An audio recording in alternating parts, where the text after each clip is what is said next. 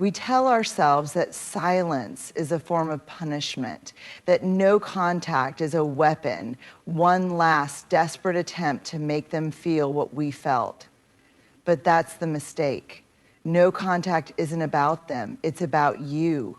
It's about clearing the noise, finding the space to ask the hardest question. Who am I when I'm not defined by them? We often think of no contact as the final move, the mic drop, the grand finale in a story where we finally take our power back. But that's a mistake. No contact is not the end. It's not even the climax. It's the prologue to a whole new story, one where you are no longer playing a supporting role in someone else's life.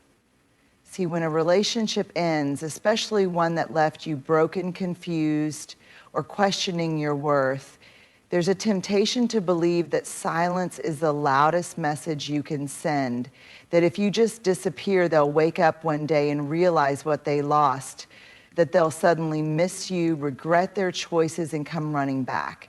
But that's where so many people get it wrong. No contact is not a strategy to make them miss you. It's not a trick, a game, or a way to force someone to see your value. If you go into it with that mindset, you're still tied to them. You're still living for their reaction, for their acknowledgement, for some sign that they finally get it. And that's not power. That's just another way of waiting on them.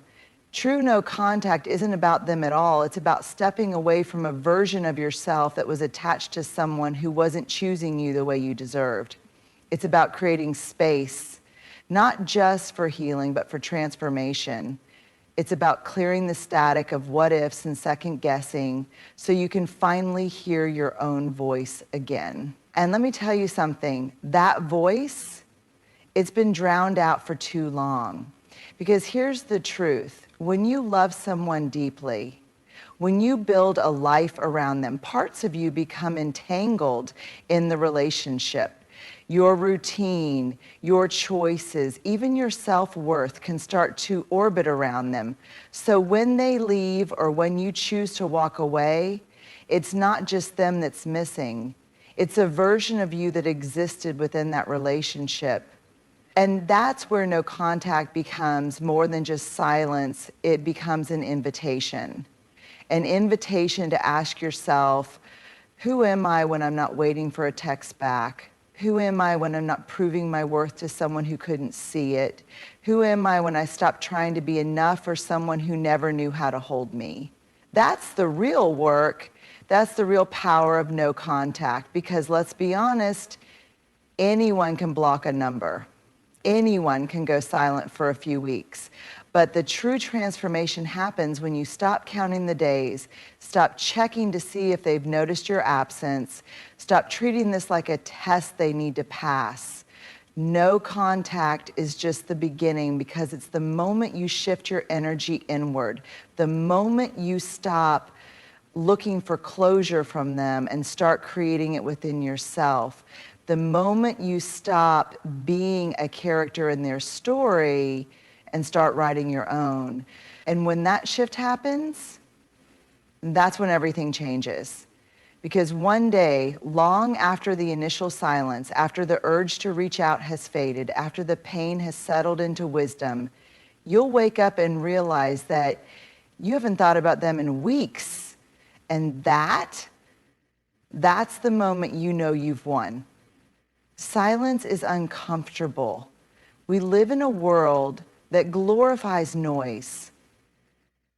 Constant updates, proof of progress, public displays of moving on. We're told that healing should be visible, that if we're not showing our growth, it must not be happening. But real healing, the kind that changes you at your core, it doesn't happen in the spotlight. It happens in the quiet moments when no one is watching. Silence is where the real work begins. Because let's be honest, after heartbreak, after betrayal, after the kind of loss that shakes your sense of self, the first instinct is often to prove something, to prove that you're okay, to prove that you've moved on, to prove that their absence didn't break you. And that need to prove, it keeps you shackled to the very thing you're trying to break free from.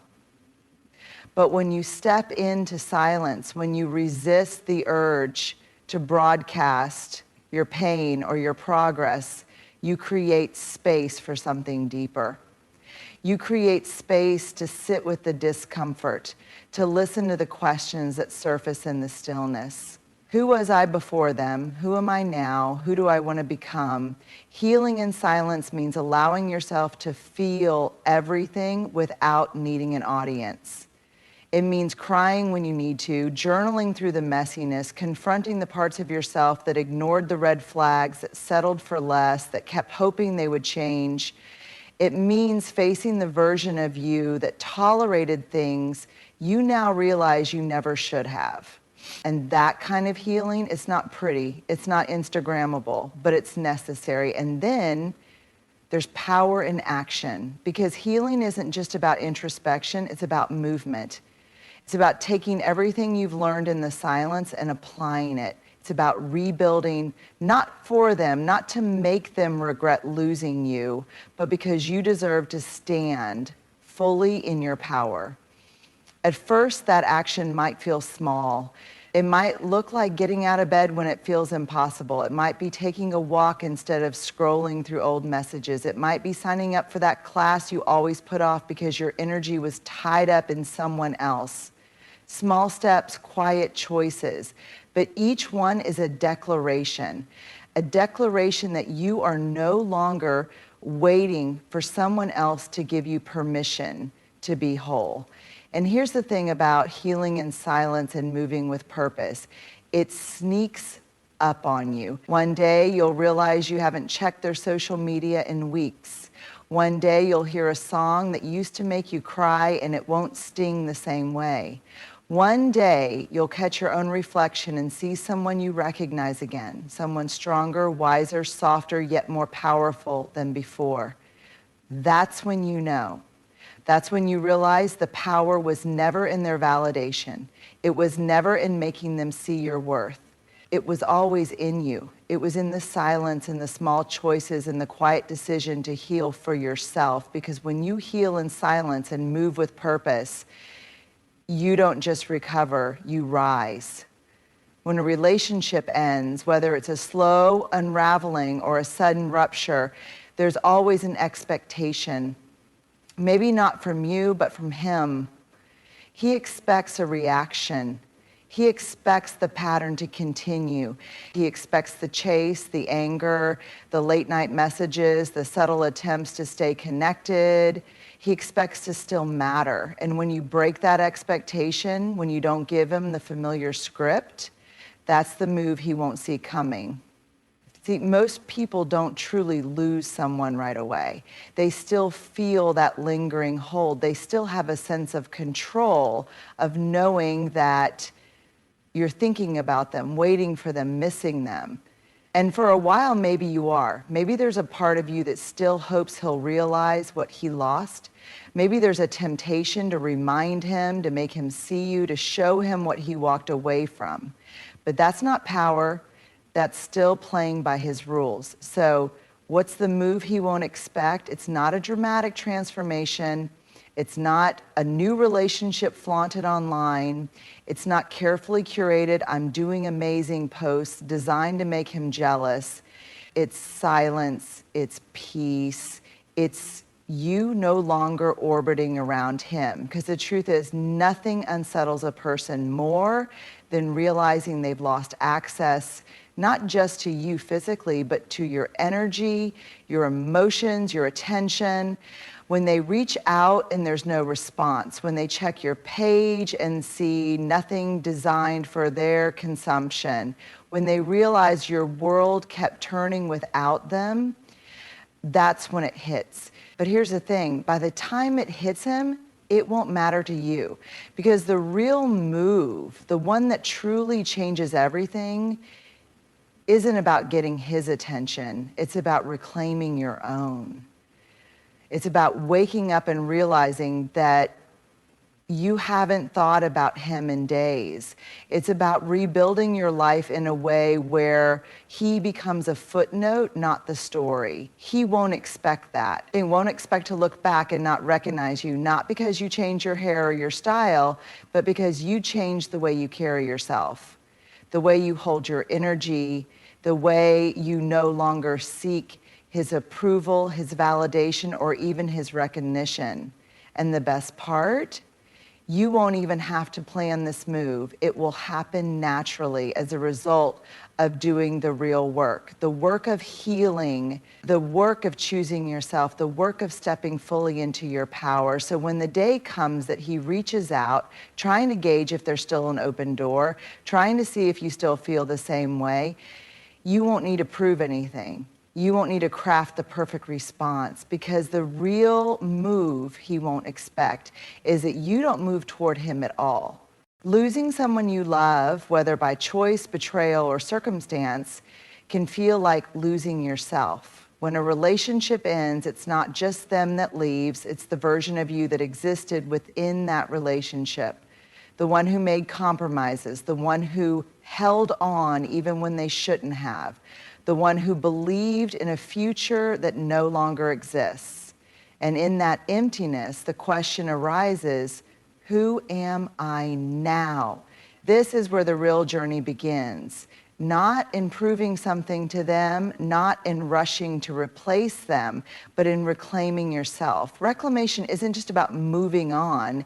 It's about returning to the person you were before you ever met them and then going even further. It's about rebuilding, not as the broken version of who they left behind, but as someone stronger, wiser, and deeply whole within themselves. The unraveling before the rebuilding, at first it feels disorienting. When you've spent so much time thinking about someone else, worrying about their needs, their moods, their validation, you don't just snap back overnight. There will be moments when you reach for your phone only to remember that there's no one on the other end anymore. There will be days when you replay conversations, wondering what you could have said differently. There will be times when their absence feels like a physical weight pressing on your chest. This is the part that no one talks about, the raw, unfiltered grief of letting go. It's not just about missing them. It's about mourning the version of you that lived in their world, the version that laughed at their jokes, adjusted to their preferences, and made space for them at the center of your life. That version was real, and it's okay to grieve her. But she is not the final version of you. Reclaiming the parts you lost, reclamation starts small. It starts in the quiet moments when you choose yourself, even when it feels unnatural. It starts when you sit in the discomfort instead of running from it. It starts when you make decisions without the invisible weight of their opinion lingering in the back of your mind. Maybe it looks like revisiting old passions, the hobbies you abandoned, the music you used to love, the version of you that existed before them. Maybe it looks like trying new things, not to impress anyone, not to curate a perfect post-breakup glow-up, but simply to explore who you are outside of who you were with them. And slowly, without even realizing it, you start becoming someone new. You laugh and it's real. You wake up and your first thought isn't them. You feel moments of joy that aren't tinged with nostalgia or sadness. That's when you know you're coming back to yourself, no longer seeking what you once needed. One of the most powerful moments in the reclamation of self is when you realize you no longer crave the things you once did. Maybe in the past, their attention felt like oxygen, their validation like water. But now you breathe just fine without it.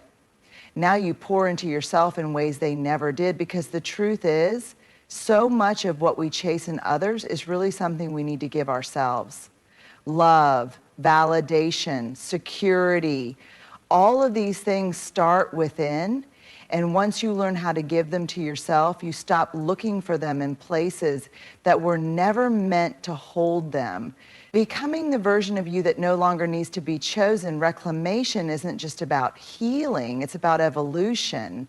It's about becoming a version of yourself so whole, so deeply rooted in self-worth that you no longer need to be chosen. You choose yourself. And when that happens, when you are fully standing in your own power, no longer waiting, no longer proving, no longer shrinking, that's the moment you're free. That's the moment you reclaim yourself, not as who you were before them, but as someone even stronger, even more radiant, even more you than ever before. And that is a version of you that no one, not even them, can take away. There's a common belief that when you leave someone's life, your absence will be what haunts them. That if you go no contact, if you disappear completely, they'll sit with regret, missing you, realizing too late what they lost. And sometimes that's true, but what's even more powerful than absence? Presence. Not presence in their life, no. Not lingering in their orbit, waiting for them to notice you, not carefully curating your social media so they see what you want them to see. The presence that truly speaks the loudest is the one you cultivate in your own life, the way you show up for yourself, the way you fill the space they left, the way you exist so fully that their memory becomes a whisper rather than a weight.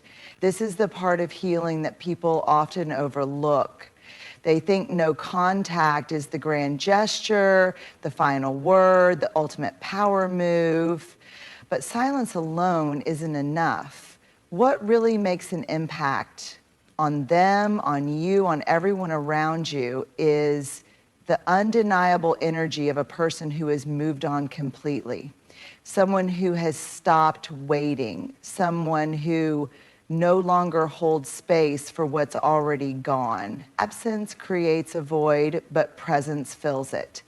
When you first walk away, there's a void. You feel it, and so do they. Maybe they notice immediately, or maybe it takes time, but eventually there's an awareness that you're no longer there. And in those early stages, it's tempting to believe that your absence alone is enough to shake them.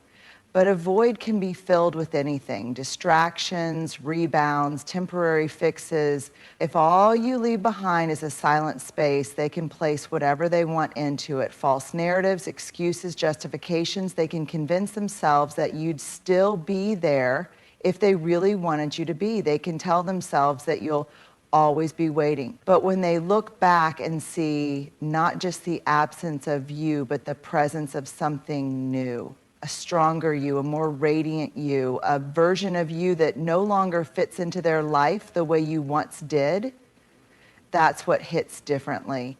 That's what makes them realize that they didn't just lose access to you, they lost access to the version of you that would have still cared.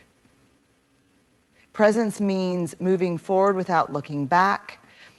True presence isn't perfect. It's not about proving something to them. It's about proving something to yourself. It's about standing so fully in your own power that their absence stops feeling like something to grieve and starts feeling like a necessary clearing of space. Presence means no longer tracking their moves, no longer checking if they're watching yours. It means no longer needing their recognition to validate your growth. It means shifting your focus so entirely onto yourself that their existence fades into the background.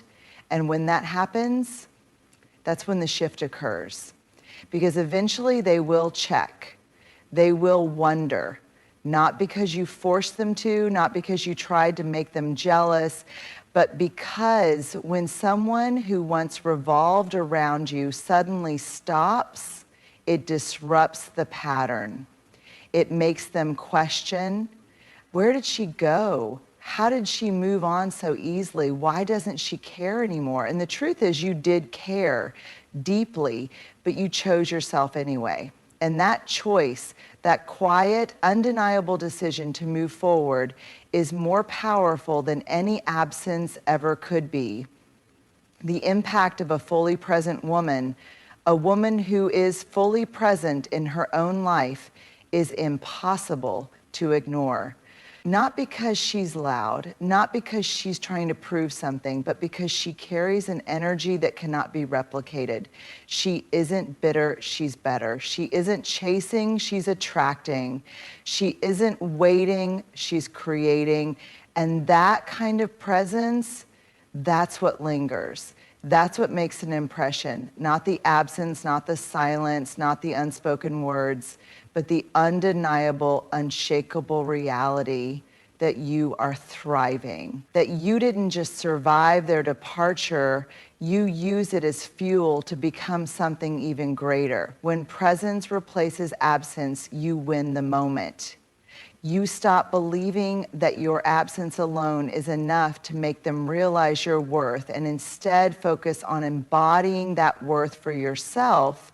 You step into a different level of power.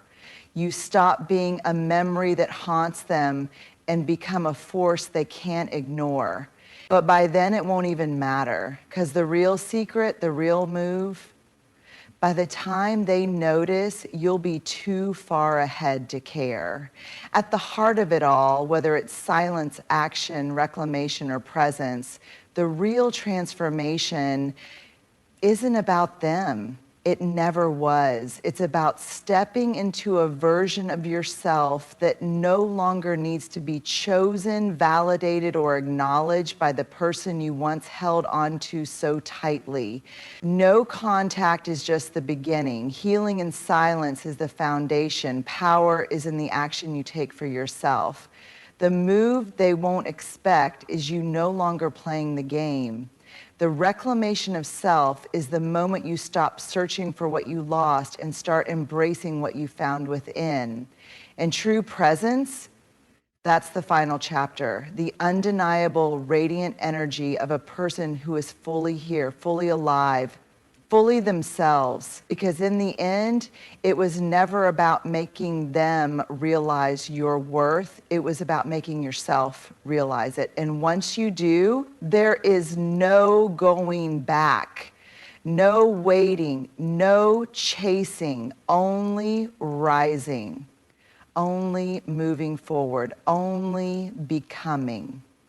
And that, more than any absence, more than any silence, is what speaks the loudest